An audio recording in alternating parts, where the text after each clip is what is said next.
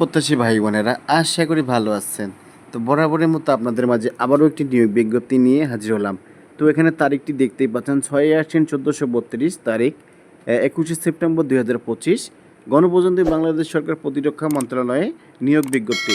তো আপনারা দেখতেই পাচ্ছেন, আজকে এটা নিয়ে আমরা আলোচনা করব এবং বিস্তারিত আলোচনা আপনাদের জানাবো। আর আমাদের চ্যানেলে যে আপডেটগুলো দেওয়া হয়, সরকারি বেসরকারি সকল ধরনের এনজিও সব ধরনের চাকরির নিয়োগ বিজ্ঞপ্তিগুলো আমরা প্রকাশ করে থাকি সবার আগে দেওয়ার জন্য। তো প্রিয় চাকরি প্রত্যাশী ভাই বোনেরা, আমাদের চ্যানেলে নতুন দর্শক বন্ধু হয়ে থাকলে অবশ্যই চ্যানেলটাকে সাবস্ক্রাইব করে বেল আইকন বাজিয়ে দিবেন পরবর্তী ভিডিওগুলো সবার আগে পাওয়ার জন্য। কেউ মিস করবেন না, অবশ্যই অল সিলেক্ট করে রাখে ভিডিওটি একটি লাইক করবেন।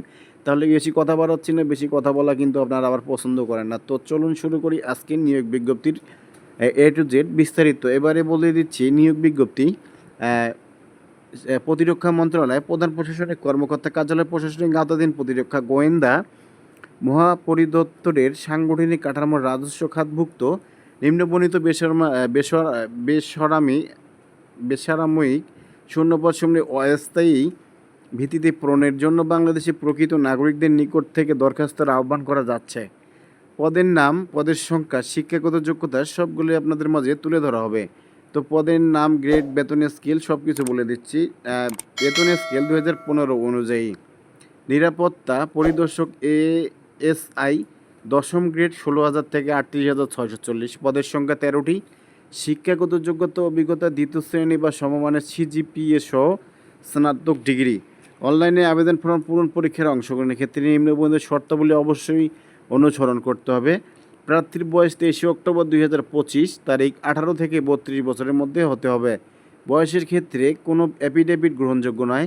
সরকারি, আধা সরকারি, স্বাস্থ্যসেবা প্রতিষ্ঠানের চাকরিরত প্রার্থীগণকে অবশ্যই যথাযথ কর্তৃপক্ষের অনুমতিক্রমে আবেদন করতে হবে এবং মৌখিক পরীক্ষার সময় অনুমতিপত্র দাখিল করতে হবে। নিয়োগের ক্ষেত্রে বিদ্যমান সরকারি বিধিবিধান ও পরবর্তী সংক্রান্ত বিধিবিধান সংশোধিত হলে তা অনুসরণ করা হবে। MCQ লিখিত মৌখিক পরীক্ষায় অংশগ্রহণের জন্য কোনো প্রকার TADA প্রদান করা হবে না। প্রার্থীগণকে মৌখিক পরীক্ষার সময় নিম্নবর্ণিত কাগজপত্র দাখিল করতে হবে। সকল শিক্ষাগত যোগ্যতা অভিজ্ঞতা সনদপত্রের মূল কপি প্রদর্শন করতে হবে। পূরণকৃত অ্যাপ্লিকেশন কপি, অ্যাডমিট কার্ড সহ প্রথম শ্রেণীর গেজেটেড কর্মকর্তা কৃতিত্ব সত্যায়িত সকল সনদপত্রের 1 সেট ফটোকপি এবং 3 কপি পাসপোর্ট সাইজের সাম্প্রতিক সত্যায়িত রঙিন ছবি সর্বোচ্চ 3 মাসের পুরানো দাখিল করতে হবে। মুক্তিযোদ্ধা, শহীদ মুক্তিযোদ্ধা, বীরাঙ্গনার সন্তান, ক্ষুদ্র নগোষ্ঠী এবং শারীরিক প্রতিবন্ধী ও তৃতীয় লিঙ্গের প্রার্থী হলে উক্ত প্রার্থীগণকে এ সংক্রান্ত প্রমাণকের মূল কপি প্রদর্শন করতে হবে এবং তার ফটোকপি প্রথম শ্রেণীর গেজেটেড কর্মকর্তা কৃতিত্ব সত্যায়িত করে দাখিল করতে হবে। জেলার স্থায়ী বাসিন্দা প্রমাণক হিসেবে ইউনিয়ন পরিষদ chairman, word council board chairman, mayor, city corporation, mayor উপযুক্ত কৃতিত্ব প্রদত্ত সনদপত্রে দাখিল করতে হবে। কৃতিপক্ষের সনদপত্র দাখিল করতে হবে। সরকারি, আধা সরকারি, স্বাস্থ্যসেবা প্রতিষ্ঠানের সরকারি চাকরিরত প্রার্থীগণকে নিয়োগকারী কৃতিপক্ষ কৃতিত্ব প্রদত্ত অনাপত্তি ছাড়পত্রের মূল কপি জমা দিতে হবে এবং বৈধ জাতীয় পরিচয়পত্রের মূল কপি প্রদর্শন করতে হবে এবং 1 কপি প্রথম শ্রেণীর গেজেটেড কর্মকর্তা কৃতিত্ব সত্যায়িত ফটোকপি দাখিল করতে হবে। কৃতিপক্ষ পদের সংখ্যা হ্রাস, বৃদ্ধি বা নিয়োগ বিজ্ঞপ্তি বাতিল করার অধিকার সংরক্ষণ করে। আবেদনপত্র পূরণ করার নিয়মাবলী এবারে বলে দিচ্ছি আপনাদের। তারপরও যে ভাই বোনেরা চাকরি খোঁজে, আশা করি সবাই এটা করতে পারেন। তারপরে দেখতে পাচ্ছেন, আগ্রহী প্রার্থীগণ dcd.teletalk.com BD ওয়েবসাইটে প্রবেশ করে আবেদন ফর্ম পূরণ করতে পারবেন। অনলাইনে আবেদনপত্র পূরণ সংক্রান্ত বিস্তারিত তথ্য নিয়মাবলী dcd.teletalk.com BD বা mod.gov BD ও dcd.gov BD ওয়েবসাইটে পাওয়া যাবে। আবেদনের সময়সীমা নিম্নরূপ: অনলাইনে আবেদনপত্র পূরণ এবং পরীক্ষার ফি জমাদান শুরুর তারিখ ও সময় 25শে সেপ্টেম্বর 2025 সকাল 10টা থেকে। অনলাইনে আবেদনপত্র পূরণের শেষ তারিখ 23শে সেপ্টেম্বর 2025 বিকাল 5টা পর্যন্ত। উক্ত সময়সীমার মধ্যে ইউজার আইডি প্রাপ্ত প্রার্থীগণ অনলাইনে আবেদনপত্র সাবমিটের সময় থেকে পরবর্তী 72 ঘন্টার মধ্যে যে কোনো টেলিটক প্রিপেড মোবাইল নাম্বার থেকে SMS এর মাধ্যমে পরীক্ষার ফি জমা দিতে পারবেন।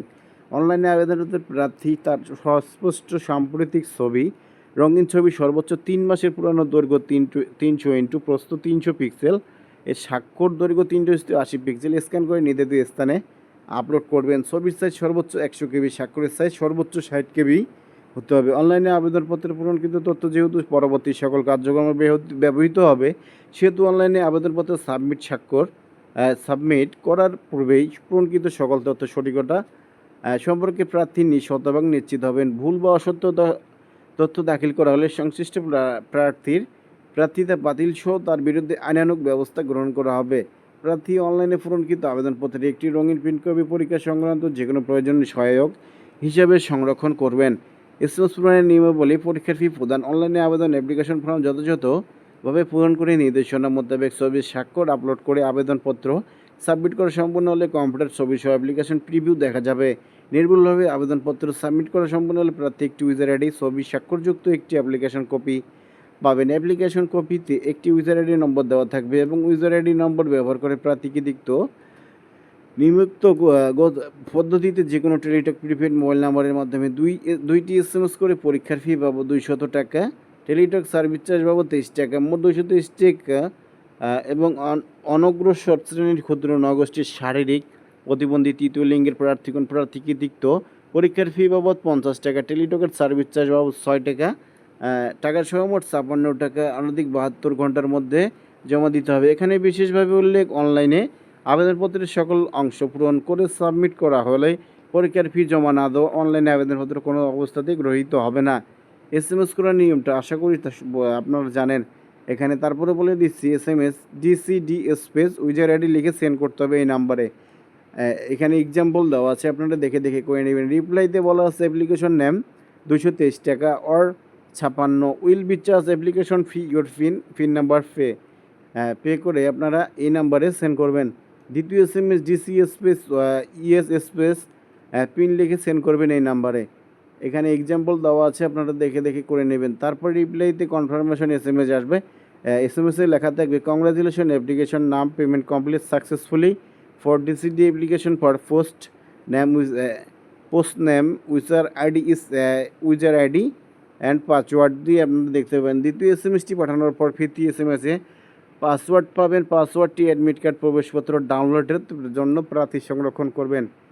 এসএমএসের পরিত ইউজার আইডি পাসওয়ার্ড ব্যবহার করে পরবর্তী রোল নম্বর, পদের নাম, ছবি, পরীক্ষার তারিখ, সময়, স্থান, কেন্দ্রের নাম ইত্যাদি সকল সংবলিত প্রবেশপত্র প্রার্থী ডাউনলোডপূর্বক রঙিন প্রিন্ট করে নেবেন। প্রার্থী প্রবেশপত্রটি লিখিত পরীক্ষায় অংশগ্রহণের সময়, লিখিত পরীক্ষায় উত্তীর্ণ হলে মৌখিক পরীক্ষার সময় অবশ্যই প্রদর্শন করতে হবে। অনলাইনে আবেদনপত্র প্রার্থীর প্রদত্ত মোবাইল ফোনে পরীক্ষা সংক্রান্ত যাবতীয় যোগাযোগ সম্পূর্ণ করা হবে। বিধায় উক্ত নম্বরটি সার্বক্ষণিক সচল রাখা এসএমএস করা এবং প্রাপ্ত নির্দেশনা তাৎক্ষণিকভাবে অনুসরণ করা বাঞ্ছনীয়। প্রবেশপত্র প্রার্থীর বিষয়টি dctelitok.com ভিডিও ওয়েবসাইটে প্রার্থীর মোবাইল ফোনে এসএমএসের মাধ্যমে শুধুমাত্র যোগ্য প্রার্থীদেরকে যথাযথ সময়ে জানানো হবে। শুধু টেলিটক প্রিপেড মোবাইল নম্বর থেকে প্রার্থীগণ নিম্নে বর্ণিত এসএমএস পদ্ধতি অনুসরণ করে নিজ ইউজার আইডি পিন পুনরুদ্ধার করতে পারবেন। যদি কখনো ভুলে যান তাহলে আপনারা পিন নাম্বারটি আবার পাসওয়ার্ডটি চেঞ্জ করতে পারবেন। যদি এটা করতে না পারেন, এখানে এক্সাম্পল দেওয়া আছে, আপনারা দেখে এটা করে নেবেন। তারপরে দেখা যাচ্ছে অনলাইনে আবেদন করতে কোনো সমস্যা হলে টেলিটক নম্বর থেকে 121 নম্বরে যে কোনো অপারেটর ফোন নম্বর থেকে এই নাম্বারে ফোন কল করতে পারেন। এছাড়া ইমেল করতে পারেন, তাছাড়া মেইলে যোগাযোগ করতে পারেন। মেল সাবজেক্ট মেইলে কীভাবে করতে আশা করি সবাই জানেন। তো প্রিয় চাকরি প্রত্যাশী ভাই বোনেরা, আজকের মধ্যে এখানে শেষ করছি। আরও কোনো তথ্য লাগলে অবশ্যই কমেন্ট করবেন, কমেন্টে আপনাদের অ্যান্সার দেওয়ার চেষ্টা করব। আর ভিডিওটি ভালো লেগে থাকলে অবশ্যই একটি লাইক করবেন আর অবশ্যই কমেন্ট করে জানাবেন আজকের ভিডিওটি আপনার কেমন লাগলো।